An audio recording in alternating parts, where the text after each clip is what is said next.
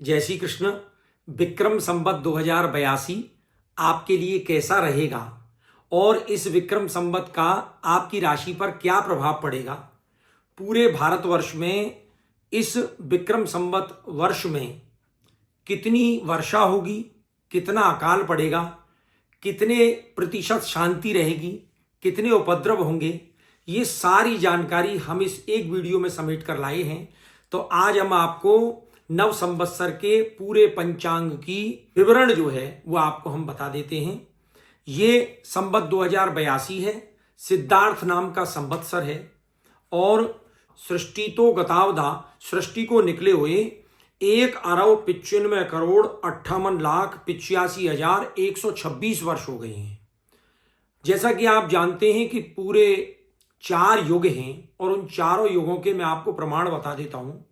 सतयुग 17,28,000 वर्ष का होता है, त्रेता युग 12,96,000 वर्ष का होता है, द्वापर युग 8,64,000 वर्ष का होता है और कलयुग सबसे छोटा 4,32,000 वर्ष का होता है। जिसमें से कलयुग गतावधा माने कलयुग 5,126 वर्ष बीत चुका है और कलयुग शेषावधा इस कलयुग के 4,26,874 वर्ष शेष रह गए हैं। अब अगर हम बात करें कि राम रावण युद्ध की, तो राम रावण युद्ध गतावधा 8,80,167 वर्ष। इसका मतलब राम रावण के युद्ध को 8,80,167 वर्ष हो चुके हैं और श्री कृष्णावतार को 5,251 वर्ष हो चुके हैं। और कुरु पांडव युद्ध माने कौरव पांडव युद्ध को 5,126 वर्ष हो चुके हैं। ये तो मैंने आपको बताई अब तक की गणना। अब मैं आता हूं कि ये सिद्धार्थ नाम का जो संवत्सर है, इसका राजा कौन है? इसका राजा है सूर्य और इसका मंत्री भी इसका सूर्य है।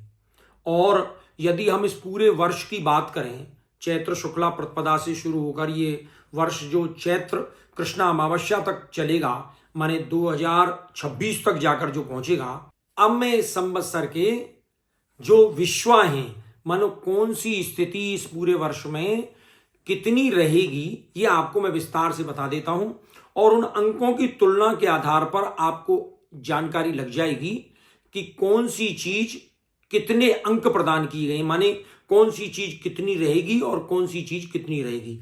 अब अगर हम बात करें वर्षा की, तो वर्षा विश्वा 11 और धान्य विश्वा 11, माने धान्य जो है, कृषि जो है वो भी 11 रहेगी। शीत 13 रहेगा और तेज 17। शीत माने सर्दी, सर्दी को 13 अंक दिए गए और तेज को 17, यानी गर्मी ज्यादा पड़ेगी। वृद्धि 15, क्षय 15, माने वृद्धि जो है बढ़ोतरी वो 15 होगी और कमी 15 होगी, दोनों बराबर हैं। क्षुधा 11, तृष्णा 9, आलस्य 15, उद्यम 13। उद्यम माने प्रयास, आलस्य तो 15 होगा और हम जो प्रयास करेंगे वो 13 रहेगा। शांति 15 और क्रोध 13, यानी शांति ठीक रहेगी। दंभ 5, लोभ 3, आचार 3, अनाचार 9। लोग आचरण पर चलेंगे 3 और अनाचार पर चलेंगे 9। मृत्यु मरण 7 और जन्म 17। मरण जो है वो 7 और जन्म अधिक का होगा। देशोपद्रव, देश में उपद्रव होंगे 7 और देश का जो स्वास्थ्य है वो सही रहेगा 13, यानी उपद्रव कम होंगे। चोर भय 3 और चोर भय नाश 13। चोर का भय जो है वो 3 अंक का रहेगा और चोर भय का जो नाश होगा वो 13 अंक का होगा।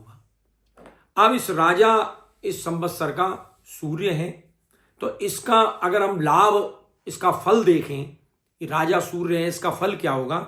तो फलों का उत्पादन कम होगा इस वर्ष, अल्प वर्षा होगी, खेती भी थोड़ी पहले की अपेक्षा तुलनात्मक रूप से कम होगी। मंत्री इस संवत्सर का मंत्री सूर्य है, तो इसका अगर हम फल देखें, सूर्य मंत्री जो है इस संवत्सर का, तो उसमें नेताओं में टकराव होगा, पार्टी जो है वो दल बदल करेंगी, केंद्र और राज्य के सामंजस्य में भी कमी रहेगी।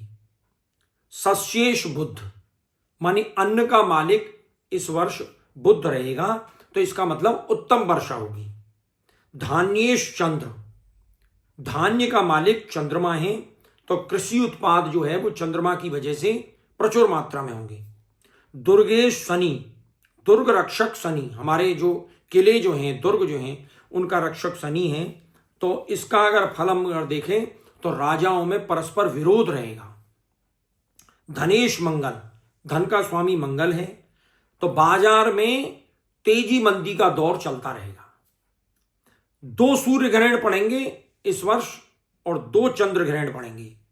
तो सूर्य ग्रहण तो भारतवर्ष में दिखाई नहीं देंगे, इसलिए उनका कोई प्रभाव भारतवर्ष पर नहीं पड़ेगा, लेकिन चंद्र ग्रहण दोनों दिखाई देंगे।